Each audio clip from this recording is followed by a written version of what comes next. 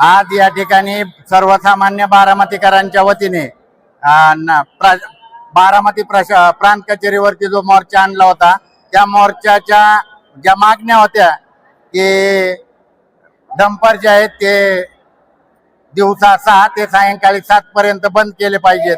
दुसरी मागणी होती संबंधित अधिकाऱ्यांवरती कारवाई झाली पाहिजे आणि तिसरी मागणी होती या पारशी कुटुंबियांचं पुनर्वसन झालं पाहिजे, त्यांना अर्थसहाय्य दिलं पाहिजे.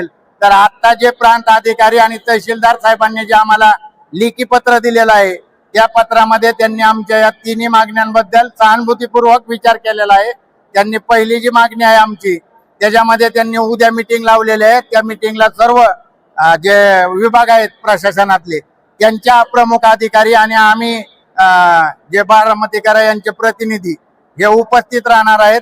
दुसरा जो मुद्दा होता की तो डंपर बंदचा मुद्दा तो त्यांनी उद्या घेणार आहेत.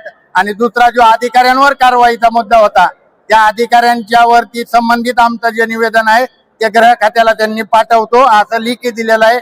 आणि तिसरा या पारशी कुटुंबियांचा जे मदतीचा पुनर्वसनाचा विषय होता, त्याच्याबद्दल त्यांनी लिहून दिलंय की यांना मुख्यमंत्री सहाय्यता निधीतून यांचा विषय निकाली काढण्यात येईल. आणि तसं त्यांनी तहसीलदारांना आणि PI साहेबांना बी आदेश दिलेले आहेत प्रांत साहेबांनी की जे काही डॉक्युमेंट लागतील ते तत्काळ गोळा करा.